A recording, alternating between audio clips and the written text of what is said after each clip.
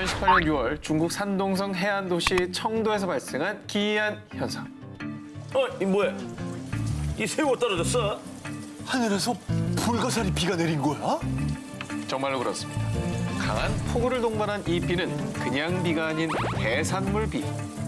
자, 이렇게 하늘에서 내린 해산물 비 인증샷은요, 온라인에서도 아주 뜨겁게 화제가 되기도 했었는데요. 자, 과연 이 해산물 비의 정체는 무엇일까요?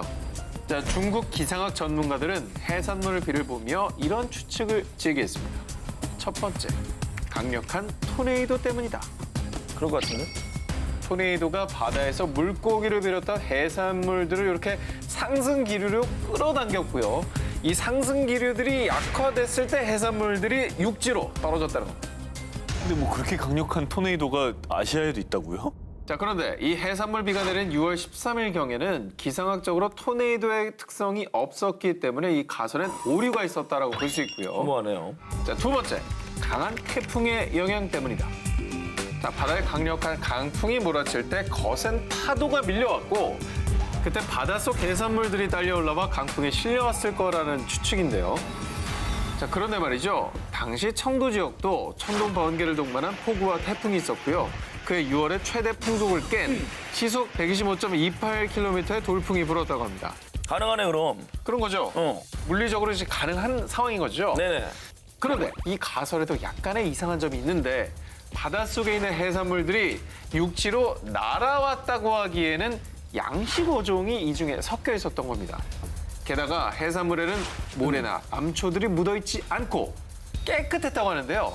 뒤이어 전문가들은 태풍이 근처 해산물 시장으로 불면서 어패류와 조개 등을 공중에 날렸고 그것이 떨어졌을 것이다라는 의견도 제시를 했는데요. 오케이. 자, 과연 어떤 것도 정확하게 규명되진 않은 상황입니다. 자, 대체 이 해산물 비는 어디서 온 것일까요? 자, 다음 특종. 이것 역시 하늘에서 일어난 기이한 현상입니다. 세르비아의 수도 베오그라드 북서부에 있는 마을 오드자체에서 온 제보였는데요. 자, 2005년 세르비아의 한 언론사에 걸려온 전화. 여기 수천 마리의 개구리가 하늘에서 떨어지고 있어요! 개구리요? 개구리가 하늘에서 왜 얘 떨어져요? 태풍이네 얘도. 자, 수천 마리의 살아있는 개구리들이 무려 10분 동안 오드자체 마을에 비처럼 내렸고요. 이 개구리들은 다른 지역으로 이동하지 않은 채 약 3, 4일을 버티다 말라 죽었다고 합니다. 그런데 이상한 점은요. 이 마을에서 본 적이 없는 개구리 종이었다는 건데요. 자, 전문가들에 따르면 이 개구리는 아예 세르비아에서도 보기 힘든 북아프리카에 서식하는 개구리 종이었다고 합니다. 그래서 사람들은 개구리 화물을 실은 비행기가 폭발한 게 아니냐. 그렇지. 이건 종말을 암시하는 거다. 종말의 징조다. 라는 다양한 추측들을 내놨는데요. 근데 저는 이상한 게 개구리가 하늘에서 떨어졌는데 2, 3일이나 살아있었다는 게 더 신기한데요? 그러니까 너무 지나치게 높은 데서 떨어진 건 아니다라는 추측도 할 수 있는 거죠. 그렇죠. 예. 자, 그런데요. 사실 이 개구리 비 현상은 이번 사건이 처음이 아닙니다. 오, 진짜? 미국, 영국 등 전 세계 지역에서 아주 오래전부터 개구리 비에 관한 기록이 남아 있는데요. 그 이제 비가 오면은 개구리들도 밖으로 막 나오지 않습니까? 네. 얘네들이 태풍에 쓸려가지고 날아온 거죠. 근데 종류가 북아프리카에 있는 종류라며. 그래, 너무 그러면 멀어요. 지중해를 다 넘어간 건데? 아, 진짜 이상하다. 별다른 왜 사건 이런 아니에요. 일이 생겼지? 자, 뭐 여러 가지 추측이 나오고 있습니다. 자, 그런데요. 강력한 폭풍이 네네. 어떻게, 왜, 가능하다면 또 개구리만 들어올렸을까요? 자, 같은 종의 생물만, 그리고 또 이 종의 생물들을 한 지역에만 집중시킨 개구리비. 과연 이 개구리비의 정체는 무엇일까요? 1994년 8월 7일 미국 워싱턴주 오크빌에서 데이빗 레이시 경관은 순찰을 돌고 있었습니다. 그런데 갑자기 비가 쏟아지자 레이시 경관은 곧바로 와이퍼를 작동을 시켰습니다. 그런데 닦으면 닦을수록 얼룩이 지는 자동차 유리. 이게 뭐야? 비가 아니라 흐물흐물 젤리 같잖아. 그때 하늘에서 내린 건 끈적끈적한 덩어리. 당시 이것을 두고 젤리비라고 불렀다고 합니다. 사람들은 처음 보는 이 물질에 호기심을 느껴 손으로 만지거나 냄새를 맡기 시작을 했습니다. 그런데 그날 오후 호흡곤란, 심한 현기증, 메스꺼움, 그리고 시야가 흐릿해지는 증상까지 보인 사람들. 그리고 젤리비가 내린 뒤 동물 사체도 자주 발견이 됐다고 합니다. 자, 그런데요. 더 미스테리한 건 이 젤리비가 오직 오크빌에서만 내렸고요. 3주간 무려 총 6번의 젤리비가 내렸는데 그것도 밤에만 내렸다고 합니다. 와, 이거 진짜 수상하네요. 뭐 정체는 밝혀졌어요? 뭐예요 도대체? 계속 이 비가 내리자 마을 사람들은 이 물질을 채취해서 병원에 가져갔습니다. 실험 결과 놀랍게도 인체 백혈구를 다량 함유하고 있었다고 합니다. 뭐야? 그래서 이후에 워싱턴주 보건부의 미생물학자들도 이 물질을 연구했는데요. 젤리비에는 2 종류의 박테리아가 바글바글했는데 그중 하나가 인간 소화기에서는 박테리아였습니다. 하지만 이 물질의 정체도 이 박테리아가 어떻게 질병을 일으켰는지도 밝히지 못한 상황. 그런데 이때 한 연구진은 한 가지 가설을 제기합니다. 이 물질은 비행기의 액체 폐기물입니다. 즉 블루아이스라는 주장이었죠. 비행기에서 이렇게 한 마을에 비처럼 쏟아질 정도로 많은 양을 내린다고요? 그러니까 그렇죠. 또 계속 반복적으로 그건 네. 좀 힘든 얘기죠. 이에 대해 연방항공이 반발하고 나섰어요. 색깔도 다를 뿐만 아니라 비행 중에 블루아이스 배출은 금지돼 있기 때문입니다. 그런데 한편 젤리비가 내렸을 당시 오크빌 주민들은 We had a significant amount of military aircraft flying over the home prior to this happening. 그래서 비밀리에 오크빌이 군사기지로 사용이 되고 있고 새로운 생화학 무기를 테스트하기 위해 주민들 몰래 이런 일을 벌인 거라는 주장도 제기가 됐습니다. 아, 그건 너무 심한 사실이라면 주장인데. 너무 심한 얘기다. 그렇죠. 하지만 이것도 어디까지나 추측일 뿐. 정체불명의 젤리비는 그 이후 2번 다시는 내리지 않았다고 합니다. 백혈구는 그 과학적으로 제조는 안 되지 않나요? 안 되죠. 사람의 혈액 속에서도 혈장에서 추출을 해야 되는 거기 때문에 만약에 진짜라고 한다면 정말 이상한 일이죠. 저는 횟수도 그래요. 한 2주 동안 6번이나 그랬다고 하고 또 6번이나 했으면 사실 자주인데 그러고 나서 지금까지 20년이 넘도록 한 번도 또 안 일어난 거 아니에요. 2011년 6월 8일 일본 이시카와현 카가시에 거주하는 사치코 미나미가와는 아침 일찍 집을 나섰다가 이상한 광경을 목격했습니다. 아니, 이 올챙이들은 다 뭐야? 바로 길이 2cm가량의 올챙이 20여 마리의 사체가 지붕과 현관, 우체통 등 집 주변 곳곳에 떨어져 있던 겁니다. 아니, 혹시 뭐 새벽에 무슨 뭐 태풍이나 뭐 토네이도 이런 게 불어가지고 근처에 연못에 있던 뭐 올챙이들이 다 휩쓸려갖고 날아온 거 아니에요? 태풍에. 우리도 예전에 뭐 중국의 해산물비 소개했고요. 세르벨 개구리비를 소개해드린 적이 있으니까 그때 뭐 돌풍이나 태풍, 토네이도는 다양한 원인들을 추측한 바 있죠. 아하. 일본에서 발견된 올챙이도 마찬가지로 이렇게 기상현상에서 떠밀려 갔다가 여기서 떨어진 게 아닐까요? 자, 그런데 말입니다. 이 올챙이가 발견되기 전날 밤부터 당일 아침까지 해당 지역은 태풍, 토네이도는커녕 소낙비조차 내리지 않은 아주 맑고 화창한 날씨였습니다. 게다가 마른 하늘에서 올챙이비가 내리는 괴현상이 이번이 처음이 아니었습니다. 뭔가 떨어지는 소리가 들려서 나와보니까 자동차 위에 올챙이들이 죽어 있었어요. 2년 전인 2009년 6월에도 인근 지역인 일본 이시카와현 나나오시와 하쿠산시에서 3차례에 걸쳐 떨어져 죽어있는 올챙이 100여 마리가 발견됐습니다. 이후에 올챙이비는 북쪽의 토호쿠 지방, 남쪽의 큐슈까지 전국적으로 확산. 그런데 이때도 2011년과 마찬가지로요. 해당 지역에 태풍이나 토네이도는 없었습니다. 아니 올챙이가 어떻게 날아다녀? 못 나르죠. 개구리도 못 나르는데. 그러니까 전국적으로 일어났으면 누군가 장난으로 보기에도 사실 말이 안 돼요. 그렇죠. 전국적으로 이런 일을 누가 벌일까요? 자, 좀처럼 풀리지 않는 미스테리한 올챙이 비 현상에 대해 일각에서는 백로가 새끼에게 먹이를 주려고 올챙이를 물고 가는 도중에 떨어진 겁니다. 라고 주장도 했지만요.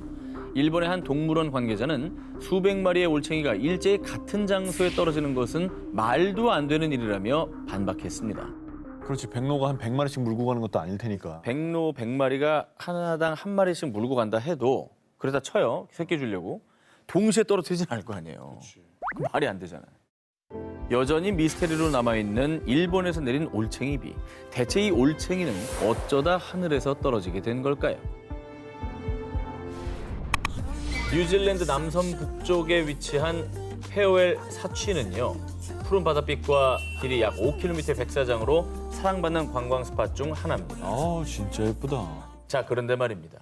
이 아름다운 풍경에 걸맞지 않게 이곳은 죽음의 덫으로 불리고 있습니다. 저 고래 아니에요? 근데 어쩌다 저까지 올라온 거지? 자, 지난 2월 22일 약 50마리의 긴 지느러미 들쇠고래 떼가 폐허엘 사취에 좌초돼 있다는 신고가 접수된 건데요. 이후에 현지 해양 전문가들을 비롯해 자원봉사자 70여 명이 해변으로 몰려들었고요. 사람들은 표류한 고래 등에 젖은 수건을 덮어주거나 양동이로 계속 물을 뿌렸는데요.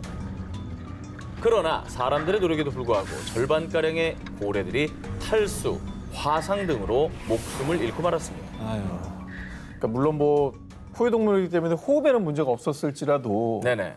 바닷속에 수온에 적응돼 있는데 자외선을 계속 받으면 너무 얼마나 뜨겁죠. 뜨겁겠어요. 예, 진짜 살 수가 없었겠죠. 아니 근데 왜 올라왔냐고 도대체 집단으로. 그런데 고래떼 좌초 사건은 이번이 처음이 아니었습니다. 2015년 2월에는 198마리, 2017년 2월에는 무려 700마리의 고래떼가 폐허엘에 자초돼 그중에 수백 마리가 목숨을 잃었는데요. 자, 그러나 도대체 왜 고래들이 폐허엘 사추로 몰려들어 떼죽음을 당하는지는 미스테리. 여전히 그 이유는 밝혀지지 않고 있습니다. 조류가 되게 센 거죠. 조류가 세다. 그러니까 거기에 이제 고래들이 아무리 수영을 잘해도 휘말려가지고 어허.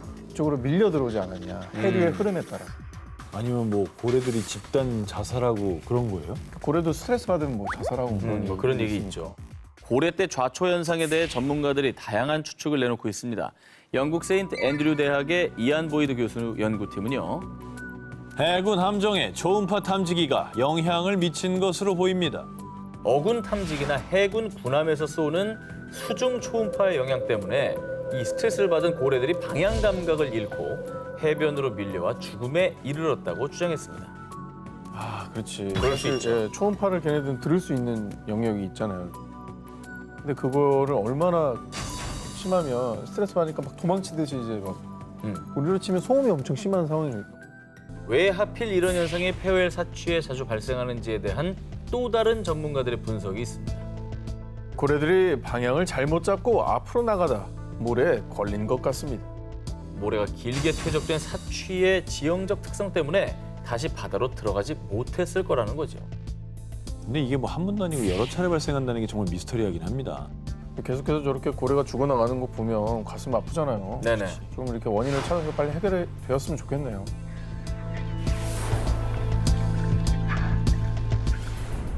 (1890년대) 어느 날 호주 북부 퀸즐랜드주 쿡타운. 차를 타고 도주하던 현상 수배범을 발견한 경찰 라이언은요, 곧바로 그의 뒤를 쫓기 시작. 차에서 내려 도망치는 용의자를 따라 쿡타운 남쪽에 위치한 칼카자가산으로 향했는데요. 그런데 말입니다. 그 이후 용의자와 경찰 라이언은 아무런 흔적조차 남기지 않은 채 행방불명되고 말았습니다. 그 산길이면은 길을 잃었을 가능성이 높죠. 뭐 조난을 당했다거나. 예. 자, 그런데 두 사람의 실종 소식이 전해지자 칼카자가산 인근에 사는 주민들은요, 칼카자가산이 사람들을 잡아먹은 걸 거야. 산 근처엔 얼씬도 하지 말아야지. 그 이후 검은색 옥석으로 뒤덮여 블랙마운틴으로 불리는 칼카자가산은 주민들 사이에서는 한 번 들어가면 나올 수 없는 일명 죽음의 산, 버뮤다 마운틴으로 불리고 있었기 때문입니다. 들어가면 못 나와요? 뭐 그런 일이 더 있었던 거예요. 전해지는 이야기에 따르면요, 1872년 7월 필립 그레이너라는 남성은 말을 타고 칼카자가산 인근에서 소를 몰던 중 무리에서 벗어나 산으로 도망가던 소 한 마리를 뒤쫓게 되는데요. 그런데 그 뒤 그레이너는 물론 그가 쫓던 소, 그가 탄 말까지 감쪽같이 사라져버렸고요. 그리고 1920년대에는요. 에이, 사람 잡아먹는 산이 어딨어. 내가 아무 일도 없다는 걸 내가 보여줄게. 계속된 실종 사건의 실마리를 풀기 위해 호기롭게 칼카자가산으로 향한 두 청년. 그러나 이들 역시 영원히 돌아오지 못했다고 합니다. 아니 아무리 실종이 됐어도 우리가 누가 들어왔는지 알잖아요. 그러면 수색 작업을 할 거 아닙니까? 그러면 실종 흔적이나 단서가 당연히 나와야 되는 건데 이게 그런 것도 없다고 하니까 좀 이상하네요.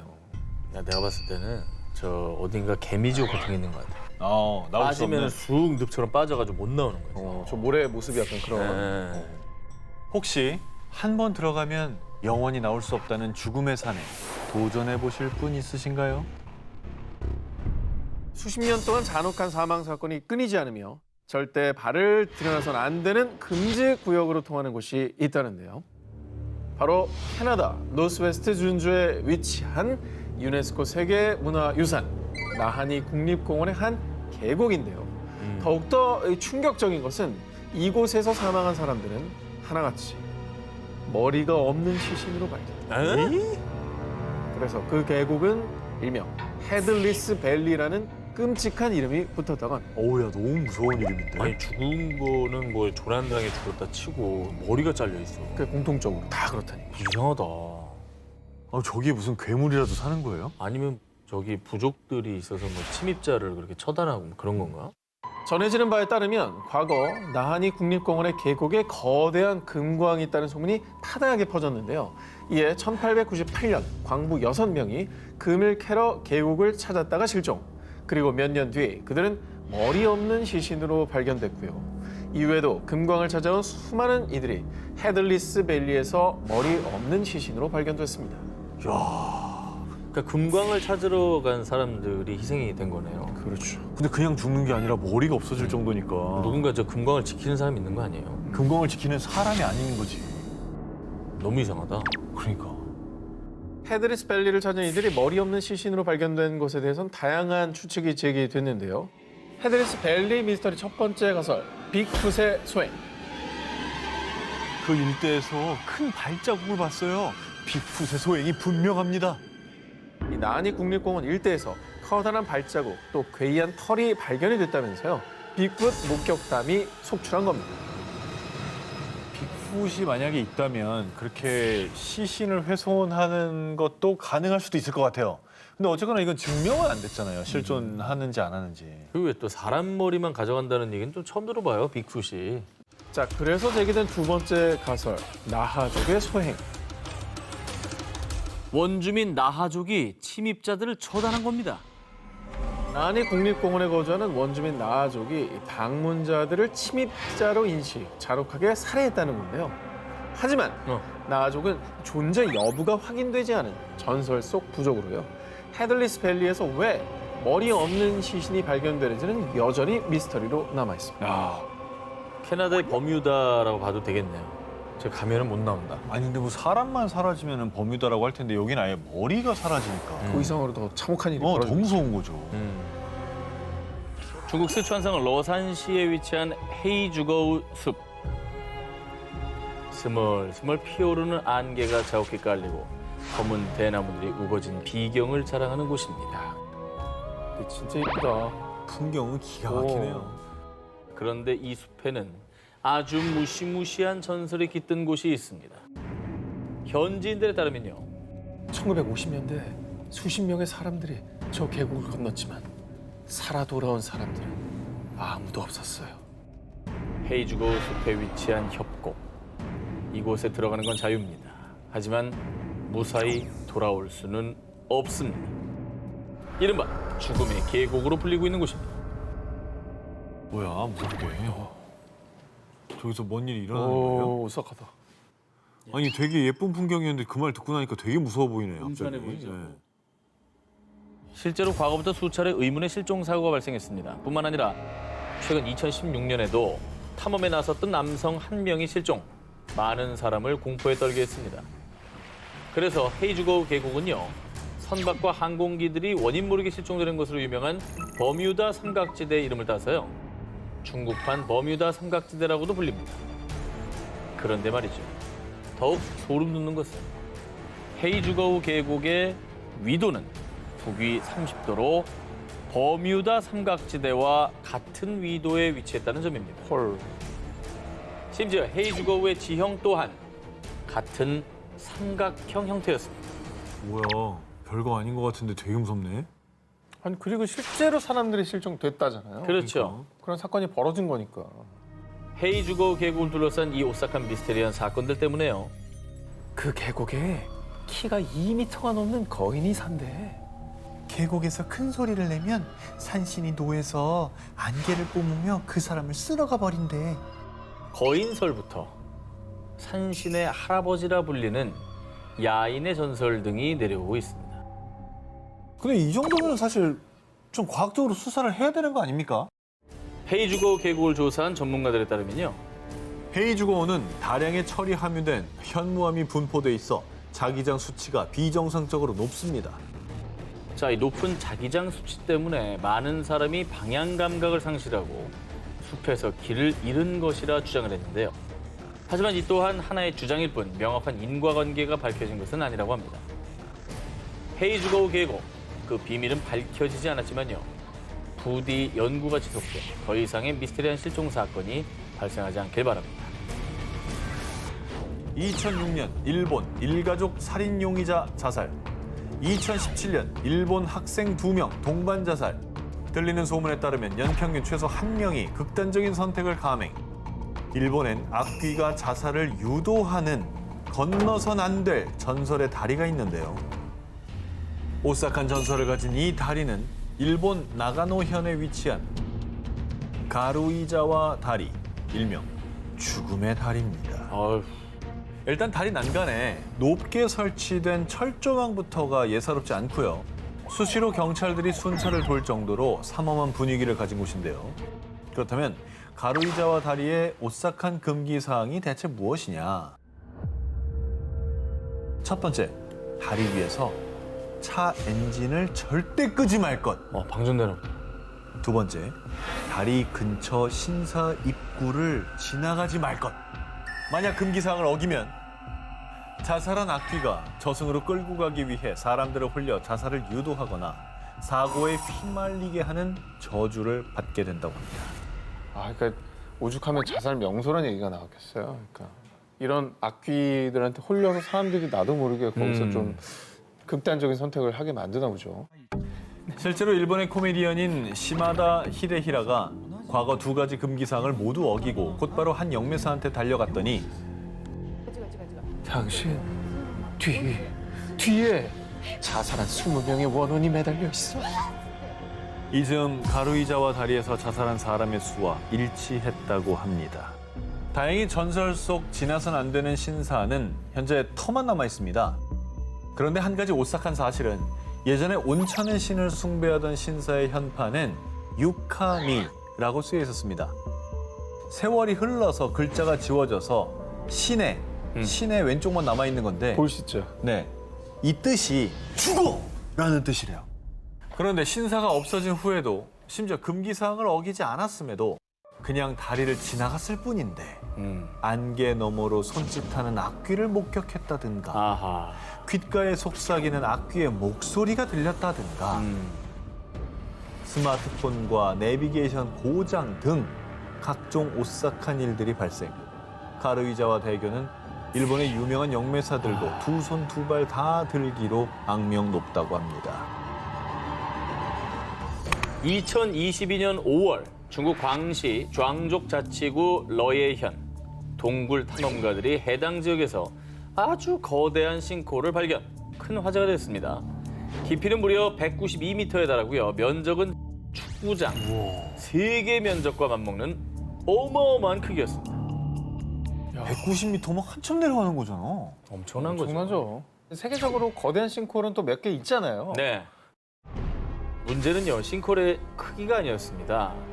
이 싱크홀이 아주 기묘하고 이상하고 놀랍고 신비로웠던 이유. 싱크홀 안에 울창한 원시림이 존재했습니다. 싱크홀 안에서 또 다른 지하 세계 원시림이 발견된 것입니다. 저거요? 네.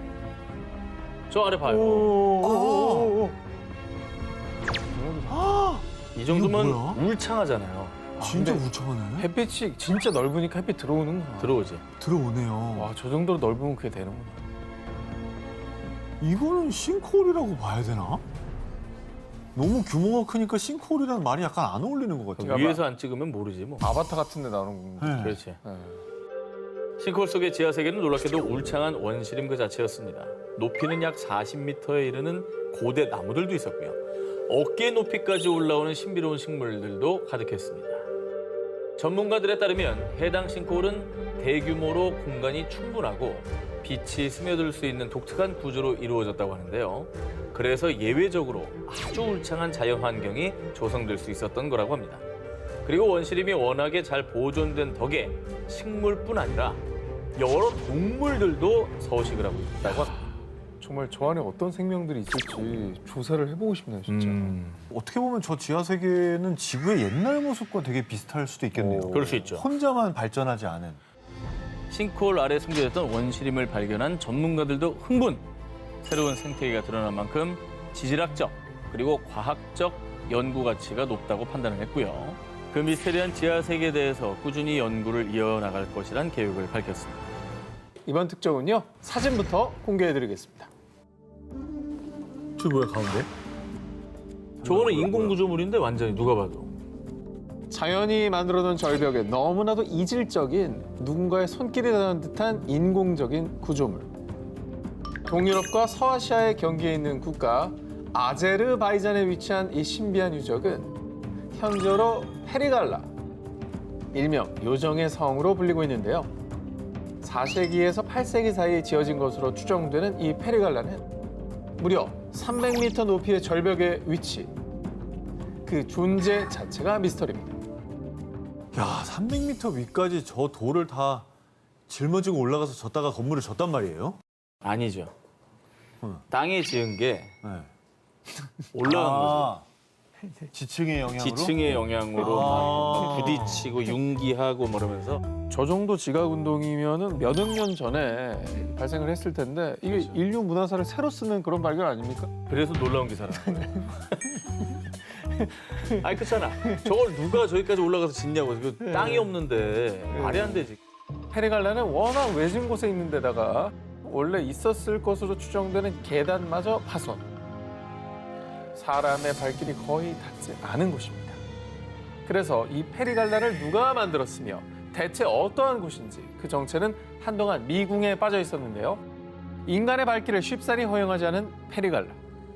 그런데 1970년대 아제르바이잔의 레슬링 챔피언인 맘마드 다루도브가 이 페리갈라에 입성. 드디어 베일에 쌓여있던 페리갈라의 실체 한 발 더 다가갈 수 있었는데요. 그의 주장에 따르면 페리갈라엔 총 5개의 방이 있었는데 2방은 안쪽에 있어서 볼 수 없었지만 3개의 방은 창문이 있었습니다. 실제로 페리갈라 주변에 석회암이 마모된 것으로 보아 이곳에 누군가 오랫동안 살았다는 것으로 추측할 수 있었습니다. 아니 저길 또 왜 살아? 난 참 정말 저기 올라가는 것도 힘들었겠지만 저길 또 들어가서 하는 건 더 힘들었을 거 아니에요. 뷰가 좋잖아요. 약간 유배지 아니에요? 유배지? 유배지 누가 저리 화력이죠. 페리갈라에 대한 궁금증은 여전했지만 지형이 워낙 험한 탓에 이 종교적 건물일 것이다 혹은 감옥이다 하는 추측만 난무할 뿐 대대적인 조사도 이루어지지 않았는데요. 그렇게 미궁에 빠져있는 페리갈라. 그런데 말입니다. 현지에서는 이 페리갈라에 대한 한 가지 전설이 있다고 합니다. 과거 몽골의 징기스칸이 이 지역을 점령, 페리라는 이름의 소녀를 아내로 삼으려 했다는데요. 이에 페리는 칭기스칸의 손이 닿지 않는 높은 절벽 위에 성을 쌓고 칩거. 와. 하지만 몽골군이 절벽 아래에서 진을 치고 기다리자 페리는 스스로 성에서 뛰어내려 삶을 마감했다고 합니다. 얼마나 싫었으면 저기까지 올라가 있나. 그래서 페리의 이름을 따서 페리갈라다. 인간의 발길을 거부하는 요정의 성 페리갈라. 이 성이 지키고 있는 비밀은 대체 무엇일까요? 2021년 11월 12일 이집트 남부 최대 도시 아스완. 500명이 넘는 사람들이 동시다발적으로 병원을 찾는 일이 발생했습니다. 역병이네, 역병. 큰 사고가 있었던 거야. 수백 명의 사람들이 병원을 찾기 전 아스완에는 천둥이 치고 우박이 쏟아지는 등 이례적인 폭풍우가 몰아쳤는데요. 건물들이 부서지고 도로가 파괴, 또 전기까지 차단됐을 정도로 그 파급력은 어마어마했습니다. 기상이변 때문이야. 하지만 이 매서운 폭풍우는 재난의 서막에 불과했습니다. 지금까지 이런 일은 없었어요. 이건 저주가 틀림없어요. 공포했던 아스완 시민들. 대체 이곳에 무슨 일이 있었나? 폭풍우가 그친 이후 영화에서나 봄직한 수백, 수천, 수만, 아니 셀 수 없는 수의 전갈대가 출현. 와, 마을을 급습한 건데요. 전갈에 쏘인 환자들은 극심한 고통과 함께 발열, 구토, 설사의 증상을 겪고 병원을 찾은 겁니다. 와 이거는 가끔 막 성경에 나오고 이런 거 그러니까, 아니에요? 하늘에서 막 바람이 할래도 안 되는 거죠. 저거는 불가능하죠. 그치? 너무 이상한데 이거? 이 아수원 근처는 사막지대입니다. 그러니까 전갈이 생소한 건 아니었어요. 하지만 이렇게 하룻밤 사이에 이렇게 때로 움직이는 전갈은 이 동네 사람들이 봤을 때도 처음 있는 일이었다고 합니다.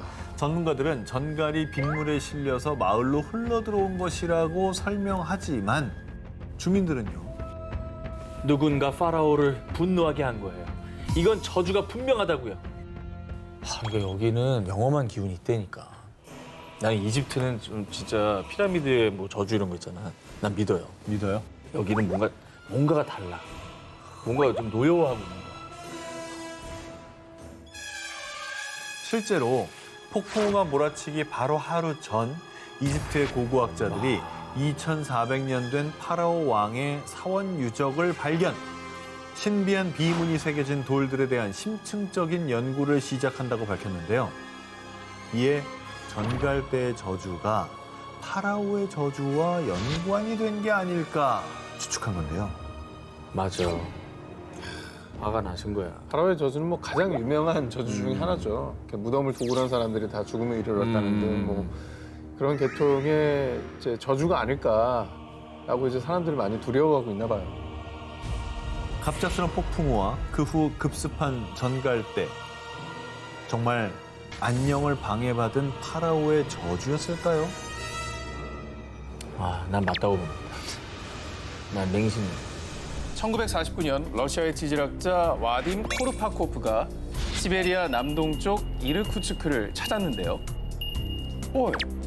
이게 모스키? 자, 그의 시선을 사로잡은 거대한 무언가. 뭘 봤는데요? 거대한 무언가? UFO? 자, 일명 시베리아의 독수리 둥지로 불리는 파톰스키 분화구인데요. 아이고 엄청 크네. 눈동자 같다요. 정말. 자, 석회암으로 이루어진 파톰스키 분화구의 규모는요. 지름 160m에 높이 40m.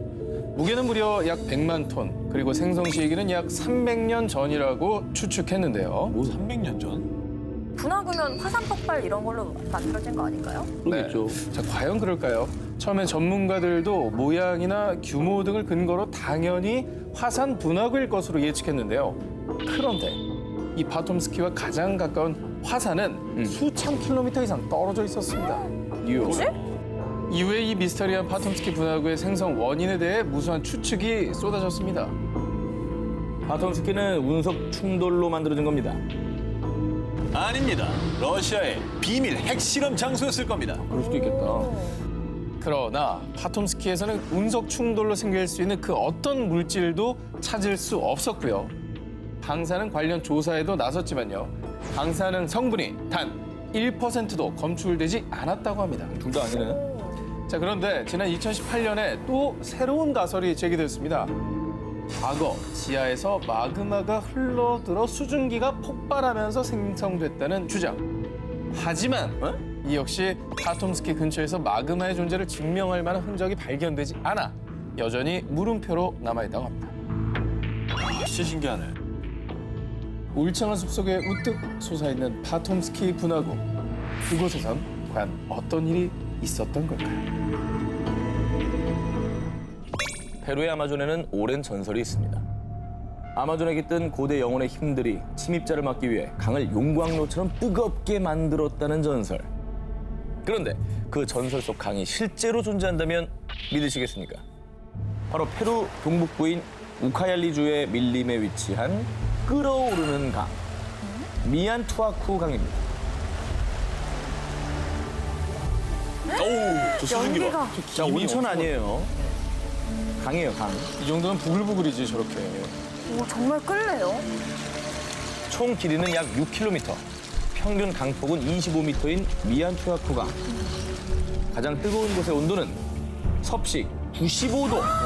온천 정도가 아니네요. 자칫 강에 빠지기라도 하면은 순간 큰 화상을 입을 수가 있습니다. 신기하다. 그럼 근처에 화산 같은 게 있어서 이게 부글부글 끓는 거 아니에요? 굉장히 좋은 추측이에요. 하지만 미안투아쿠 강과 가장 가까운 화산은 무려 640km나 떨어져 있다고 합니다. 오, 멀다. 서울에서 부산이 이제 400km 정도인데 그보다 더 멀리 있는 겁니다. 예. 그래서 더 과학자들도 납득이 안 되는 게 화산지대가 아닌 곳에서 끓는 강이 보고된 적은 never, 단 한 번도 없었다고 합니다. 한편 이 지역의 원주민들은 물의 신이자 거대한 뱀의 정령인 야쿠마마 때문에 강물이 끓어오르는 것이라고 생각하고요. 이 강물에 치유력이 있다고 여기고 치료 목적으로 마신다고 합니다. 하지만 전설은 전설일 뿐. 지구 물리학자인 안드레스는 끓는 강의 과학적 원인을 밝히기 위해 매년 미안 투야쿠강을 찾아 연구 중인데 결국 지금까지도 미스터리로 남아있는 상태죠. 아, 이건 진짜 궁금하다. 대체 언제부터, 대체 무엇이 페루 아마존의 미안 투야쿠강을 끓게 하고 있는 걸까요? 혹시 전설 속의 강이 정말 나타난 걸까요? 고대 문명의 아름다움을 간직한 페루 남부의 나스카 평원. 그리고 이곳에 그려진 거대한 지상화, 나스카 라인. 이거는 뭐 알고 있었던 내용인데 지금 봐도 또 신기해요. 세계 불가사의 하면은 꼭 그 안에 들어가는 거잖아요. 그런데 말입니다. 페루뿐 아니라 중동의 사막 한가운데 제2의 나스카 라인이 있다는 사실 알고 계십니까? 중동에? 이건 모르실 테니까 사진 보시죠. 우와, 이거 신기하다. 약간 그 암모나이트 조개 그런 느낌도 있네요. 1920년대 시리아, 요르단, 사우디아라비아까지 이 3국에 걸친 광활한 사막에서 무려 1000여 개나 발견된 중동판 나스카 라인, 빅서클. 그런데 페루의 나스카 라인과 달리 중동의 빅서클은 단순한 그림이 아니고요. 돌을 쌓아 만든 돌 구조물입니다. 보시다시피 바퀴 모양과 비슷하고요. 크기도 지름 약 400m부터 다양합니다. 돌로 만든 거면 사람이 가서 이렇게 만들 수도 있는 거 아닌가요? 자, 일단 전문가들에 의하면 이 빅서클은 최소 2000년 전에 만들어진 걸로 추정하고 있고요. 그런데 특이한 건 일종의 법칙성을 찾아볼 수 없다고 합니다. 그러니까. 크기도 제각각이고 원 내부의 형태 또한 전혀 일정하지 않다는데요. 공룡 발자국. 아니, 발자국이면 일정해야죠. 여러 마리가. 여러 마리가 지금 일렬로 간다. 하나씩만. 이분이 받아주기 너무 힘드네요. 아무 얘기나 하니까. 그래서 지난 2011년 빅서클 문양 연구를 위해 호주의 저명한 고고학자 데이비드 케네디 교수가 중동을 찾았습니다. 빅서클은 종교적인 이유로 만든 구조물로 보입니다. 하지만 정확한 근거가 뒷받침되지 않은 추측일 뿐이었죠. 한편 이후에도 여러 전문가들은 빅서클은 과거 건물의 터입니다. 아닙니다. 고대 묘지의 흔적이에요. 이 빅서클의 근원에 대한 의견이 여전히 분분한데요. 100여 년의 시간 동안 그 누구도 풀지 못한 빅서클의 정체, 당신은 무엇이라고 생각하십니까? 자세한 소개를 드리기 전에 사진부터 먼저 보여드릴게요. 구멍이에요? 뻥 뚫렸네? 야, 저길 들어가라고? 이곳은 바로 예멘 마라주의 사막 한가운데에 있는 구멍이고요. 폭은 대략 30m에 깊이는 100에서 250m로 추정. 그리고 마치 우물처럼 생겨서 바르호우트의 우물이라고 불리는데요. 하지만 이 물이 고여있기는커녕 물이 흐른 흔적도 없고요. 와. 안에 무엇이 있는지, 진짜 깊이가 어느 정도인지 정체불명, 용도불명, 아무것도 밝히신 바가 없어 일명 지옥의 우물이라고도 알려졌습니다. 아, 몰라 아무것도. 몰라요? 저도 몰라요. 토룡이 있을 수도 그러니까 뭔가 그런 게 있을 수도 있는 거죠.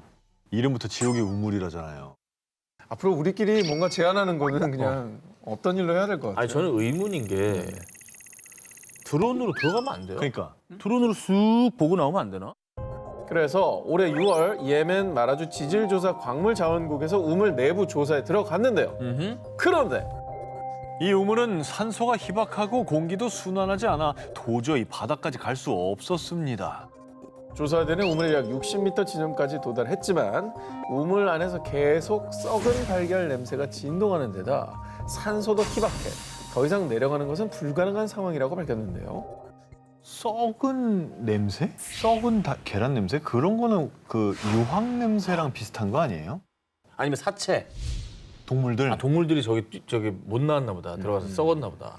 뭐 그런 여러 가지 추측이 가능한데요. 그런데 예멘 현지인들은 저 안에 무시무시한 악마들이 갇혀 있다던데. 가까이 가면 우물에 갇혀 있는 악마들이 사람을 구멍으로 끌어당긴다고 생각해 우물에 절대 접근 금지. 심지어 우물의 존재에 대해 언급하는 것조차 두려워한다고 합니다. 그런 가운데 연구자들은 초화산일 수 있다고 추측했는데요. 하지만 더 깊은 곳으로의 접근이 어려워 후속 연구는 아직 이루어지지 않고 있습니다. 아, 여기 좀 가기 무섭다, 근데 진짜. 예멘 사막에 위치한 거대 구멍, 과연 미지의 검은 구멍 아래는 무엇이 존재하고 있을까요? 일본 교토 중북부에 위치한 사쿄구. 이 지역 택시 회사에서는 택시 기사들에게 철저히 당부하는 게 있다고 하는데요. 밤늦게 절대 이곳에 가면 안 됩니다. 택시 기사들한테 막 금지된 구역 뭐 이런 게 있나? 아, 언니 정류소 이런 데 가면 안 되나 보다. 이 지역 택시 기사들의 금지 구역의 정체. 이곳에 가면 귀신을 승객으로 태우게 된다는 전설이 전해지는 미도로 연못입니다. 그렇게 보니까 되게 음산해 보이네. 음산하네. 이 미도로 연못에서 이런 소문이 퍼진 이유. 전해지는 이야기에 따르면 과거 어느 밤 미도로 연못을 지나던 한 택시가 입에서 피를 토하는 한 여성 승객을 태우게 됐는데요. 병원으로 좀 가주세요. 다급한 마음에 뒤도 돌아보지 않고 인근 대학병원으로 향한 택시기사. 그런데 말입니다. 손님 도착했습니다. 손님! 분명 뒷좌석에 타고 있던 승객이 온데간데 없이 사라져버렸던 겁니다. 헐. 그런데 말이죠. 이후 택시기사가 듣게 된 끔찍한 이야기. 과거 미도로 연못은 결핵으로 사망한 사람들을 매장시킨 곳이고요. 심지어 살아있는 결핵 환자들까지 연못에 매장시켰다는 전설이었습니다. 너무 끔찍하다. 뒷좌석 승객으로는 피 흘리고 있었다는 거잖아요. 결핵이네, 네, 그럼. 그러니까 이게 연관이 되거든. 원혼이 되어서 막 다시 택시 타고 벗어나려고 하는 거 그런 거 아닐까요? 그래, 저 연못을 떠나고 싶은 거지. 그러니까. 아, 맞네. 그런데 말입니다. 택시기사들이 겪었다는 미스터리한 일은 이게 다가 아니었습니다. 미도로 연못으로 가달라던 한 승객 역시 한순간에 증발해버렸는데 또 그가 앉아있던 뒷좌석이 물에 흠뻑 젖어 있었다고 하고 어머머머. 또 승객을 태우고 미도로 연못으로 간 택시 기사들에게 불운한 사건 사고가 잇따라 발생했다는 이야기도 전해지며 특히 택시 기사들 사이에서 금지 구역으로 불리게 된 거라고 합니다. 제대로 금지 구역이네. 일본 택시 기사들의 금지 구역 미도로 연못. 연못 속에 아직 드러나지 않은 무언가가 숨겨져 있는 건 아닐까요? 뉴질랜드의 수도 웰링턴을 비롯해 오클랜드, 크라이스트처치, 타우랑가 등 1970년대부터 비교적 최근인 지난해까지 뉴질랜드 주민들은요. 며칠째 잠도 제대로 못 자고 코피까지 흘렸어요. 머리가 아파 살 수가 없어요. 이것 때문에 수면 장애부터 심박수 증가, 심지어 코피까지 신체적, 정신적 고통을 호소했습니다. 뭐지? 뭔가 막 기계음 같긴 한데.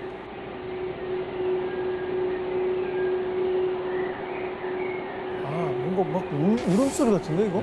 얘기하다 울고. 막 이런, 예. 이런 소리가 계속 들리는 거예요. 아, 그러니까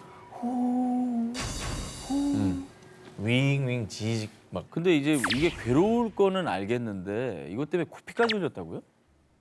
이를 분석한 전문가들은 소음의 주파수가 100Hz 이하의 저주파로 신체에 직접 진동을 주기 때문에 심할 경우 극심한 피로와 함께 두통, 구토, 어지러움 등을 유발할 수 있다고 밝혔는데요. 그런데 신체적 고통까지 유발하는 이 미스터리한 소음은요. 뉴질랜드뿐 아니라 미국, 캐나다, 러시아, 프랑스, 영국 등 전 세계 곳곳에서 나타났습니다. 아, 그렇게 많이 일어났어요? 그렇죠. 그러니까 이런 특정 소음이 한 군데도 아니고 여러 지역에서 들리는 게 정말 이상하네요. 예. 아니, 소음의 정체를 조사를 해봤나요? 해봤죠. 1999년 미국, 2011년 캐나다뿐만 아니라 2012년엔 뉴질랜드 웰링턴 시 의회가 그리고 지난해에도 뉴질랜드 타우포의 환경보건 책임자가 나서서 조사를 했습니다. 문제를 파악하기 위해 최선을 다했지만 아직 그 답을 찾지 못했습니다. 그런 거 아닐까요? 극지방에 이렇게 비행기들이 뭐 많이 지나갈 수 있잖아요. 그러니까 음속으로 갈 때 소닉붐이라고 엄청난 굉음이 발생을 하는데 이게 그런 또 비행기 소음이 아닐까? 실제로 소닉붐이 유력한 가설 중에 하나긴 합니다. 하지만 2016년 미국에서 정체불명의 소음이 발생했을 당시 미 공군 측에서는요. 당시 소음이 발생한 지역에서 소음을 유발할 수 있는 훈련이 진행되지 않았습니다. 그리고 모든 그 소음의 원인이 소닉붐일 가능성 역시 입증되지 않았습니다. 소음의 정체가 의문이다 보니 일각에서는요. 좀 전에 오 기자가 멕시코 의문의 섬광 때 언급했던 것처럼 이번에도 하프의 소행일 것이다 라는 음모론이 제기되기도 했습니다. 하프의 소행이라고 하기에는 각국에서 너무 동시다발적으로 나타나는 게 이상하죠. 미국에서 먼 데서도 일어나고 있으니까. 게다가 미국 본토를 자기가 공격할 수는 없는 그렇죠. 거 아니에요? 전 세계 수많은 사람을 괴롭게 한 정체불명의 소음. 과연 그 소리의 정체는 무엇일까요? 두 기자님은 어딘가에서 보물선이 발견됐거나 돈 되는 뭔가가 널려 있는 곳이 있다면 어떻게 하시겠습니까? 일단은 가고 봐야죠. 구경은 하러 갈 것 같아요. 일단은 뭐 주위 상황 좀 살펴야 되겠죠. 자, 그렇다면 두 분 다 지금 당장 남미로 떠나시기 바랍니다. 아, 남미. 남미? 근데 이거는 뭐 영화 같은 일이잖아요. 실제로 그런 일이 있어요. 베네수엘라의 작은 어촌 마을 부아카. 지난 9월 이후 부아카 해변의 모습은 이렇게 달라졌습니다. 어떻게?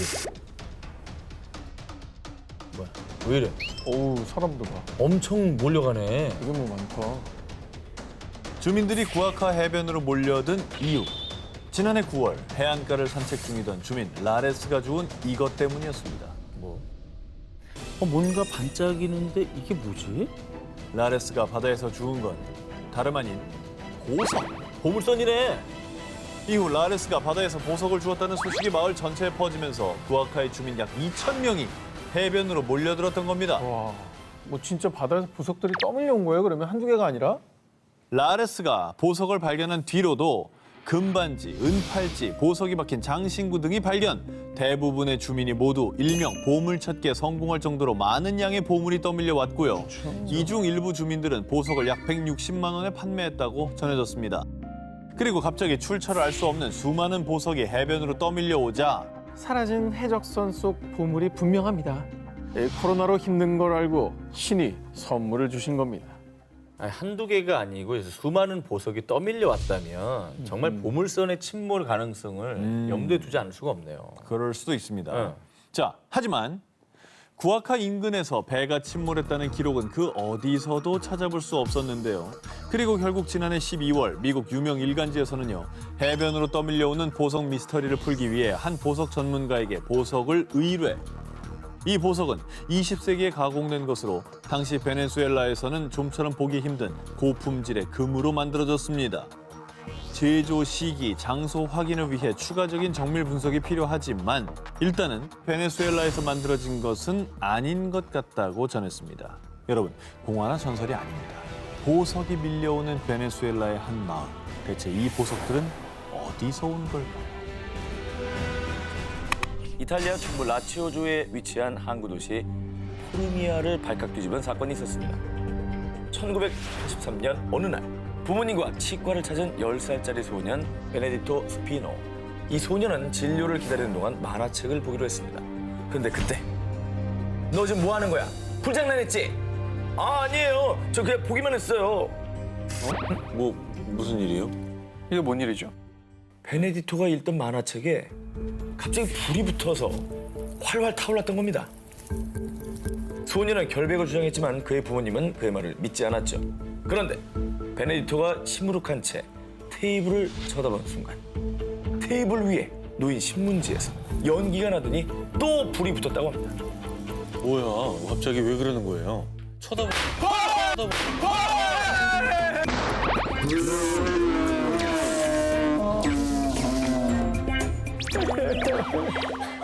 야, 진짜 3주를 아무것도 안 하더니 오늘 다 터뜨리는구나. 야, 너는 아까 살펴보더니 뭐 한 거야? 나 이거 들고 갈래. 자, 이후에 베네디토에게는 정말 믿을 수 없는 일들이 벌어지기 시작합니다. 삼촌이 플라스틱 막대기를 들고 있었는데 베네토가 쳐다보자마자 녹아버리거나 심지어 잠을 자다가도 갑자기 침대에 불이 붙어서 화상을 입기까지 제어할 수 없는 발화 능력에 스스로 공포감에 휩싸인 베네딕토. 이게 진짜 가능한 일이에요, 이게? 자, 인체 자연 발화를 연구한 영국의 생물학자 브라이언 포드 교수에 따르면요, 일명 심지 효과를 원인으로 본다고 합니다. 작은 불씨가 피부를 태우기 시작해 몸의 지방과 만나면 이 지방이 연료가 돼서 마치 촛불이 타는 듯 계속 타들어간다는 가설입니다. 하지만 베네딕토는 자신의 신체가 아닌 다른 사물을 태우는 능력이니 또 다른 초자연 현상으로 볼 수 있을 것 같습니다. 그 뒤 현재까지도 베네딕토의 자연 발화 능력은 과학적으로 규명되지 않고 있는 상황입니다. 말레이시아 서남부의 도시 두리안 텅갈에 사는 23살의 평범한 여성 시티 수하나. 어느 날 왼쪽 발가락 발톱이 빠질 것처럼 아프더니 몸에서 열까지 펄펄 끓었습니다. 어머. 그런데 다음 날 아침 정말 믿을 수 없는 광경에 그녀와 가족들은 큰 충격에 빠졌는데요. 놀랍게도 아팠던 왼발 근처에 크리스털같이 투명한 구슬들이 놓여 있던 겁니다. 진짜? 말도 안 돼. 헐. 그녀의 어머니는 왼쪽 발가락에 발톱이 살짝 들렸고 그 사이에서 무언가 굴러나오는 걸 봤어요. 지금 발가락에서 보석이 나왔다. 뭐 이런 거잖아요. 그 전날 끼워놓은 거 아닙니까? 발가락에서 구슬이 나왔다는 건데 믿음이 안 그리고 간다는 이 현상은 무려 수개월간 지속됐습니다. 그 구슬들은 투명한 것부터 분홍색, 초록색 이렇게 색도 또 크기도 다양했습니다. 그 뒤에도 계속해서 발가락에서 구슬이 나오자 결국 시티 수하나와 어머니는 2007년 1월 모 병원의 외과를 찾았습니다. 병원에서 왼쪽 발에 엑스레이를 찍고 피 검사도 했지만 별다른 특이점은 발견되지 않았다는데요. 한편 말레이시아 국립의과대학 존 폴 교수의 소견으로는 관절 부위에 염증을 일으키는 통풍이 아닐까 생각했다고 합니다. 하지만 통풍일 경우에는 염증이 구슬 형태가 아닌 보통은 흰 고름 형태라고 하는데요. 그러니까 이게 통풍이라고 보기도 좀 힘든 거죠. 아니 그러면 뭐 통풍도 아니고 이 구슬의 정체 그 뭐 이렇게 잘라서 아니면 현미경 같은 걸로 좀 분석은 했어요? 이 여자분의 상태에 관해서 좀 더 이제 상황을 설명드리면 결국 병원에서 받은 검사로는 시티 수하나의 증세를 의학적으로 설명하긴 불가능했고요. 또 그녀의 발에서 나온 구슬 성분도 확인이 불가능했다고 합니다. 그러니까 인위적으로 껴놓은 게 아닌 거죠. 인위적으로 껴놨으면 그 성분이 뭔지 왜 모르겠어요. 아, 인체 DNA도 없다? 그럼 신기하다. 전혀 성분을 알 수가 없는 거죠. 과학적으로 밝혀지지 않은 보석 발가락의 소유자. 그녀의 초자연적인 능력은 과연 어떻게 설명할 수 있을까요? 죽은 사람이 다시 태어나는 것을 일컫는 환생. 티베트 불교에서는 위대한 스승 라마가 제자와 중생들을 구제하기 위해 계속 환생한다고 믿고 있는데요. 그래서 라마의 제자들이 환생자를 일컫는 린포체를 찾는 게 오랜 전통 중에 하나라고 합니다. 그리고 네팔 후판사원의 수도승 텐진 조파도 그 중에 한 명인데요. 2001년 10월 그는 자신이 모시던 스승 게셰 라마 콘촉이 세상을 떠나자 스승의 환생자를 찾기 위해 그 고된 여행길에 오릅니다. 그렇게 1년 또 2년이 지나 4년째가 되던 2005년 찾았습니다. 드디어 제가 스승님을 찾았습니다. 그가 스승이 생전에 수행했던 초액항 마을에서 스승의 환생자를 찾은 것입니다.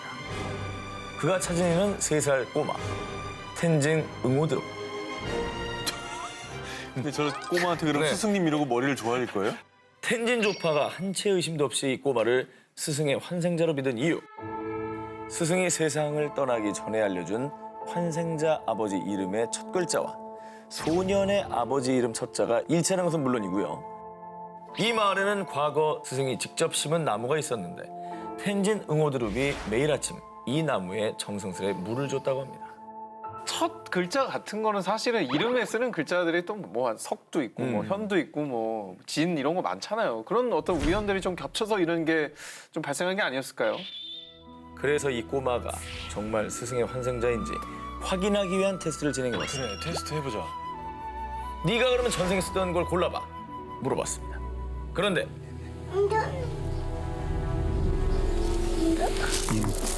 염주며 종이며 북이며 모두 알아맞혔다고 합니다. 결국 이 테스트를 모두 통과한 텐진 응오드룹은 달라이라마에게 환생자로 공인을 받게 됐습니다. 그리고 이후에 사원에서 교육을 받으며 생활하게 됐다고 합니다. 전생을 기억하는 소년들, 그리고 환생. 과연 정말로 환생은 이 현세에 존재하는 걸까요? 동화 속 상상에 존재했던 마녀가 실제로 존재한다면 믿으시겠습니까? 이건 동화 속에나 나오는 존재죠. 유치합니다. 예. 그래요? 그 중세 시대입니까? 언제 그래요. 많이 얘기해요. 믿기 어려우시다고 말하는 두 분의 마음도 전 충분히 이해가 됩니다. 네네. 그렇다면 이 영상을 보시죠. 2006년 5월 멕시코의 몬테레이 시입니다. 뭐 날아가네? 날아가는 모양을 보세요. 빗자루야 빗자루? 진짜 마녀야?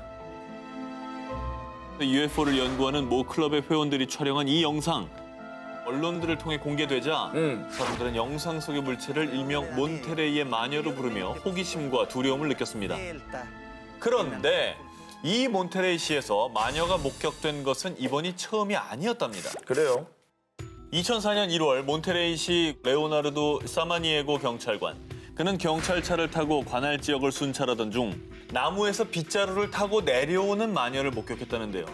두 눈을 의심하던 바로 그 순간 마녀는 경찰차 유리창을 마구 공격! 갑작스러운 상황에 너무 놀란 레오나르도는 제압할 새도 없이 의식을 잃었다고 하는데요. 그리고 2년 뒤인 2006년에도 헤라르도 가르사라는 경찰관 역시 공동묘지를 순찰하던 중 마녀를 목격했다고 주장. 그런데 이 두 경찰관은 공통적으로 검은 망토를 입은 노파였어요! 라고 증언했다고 합니다.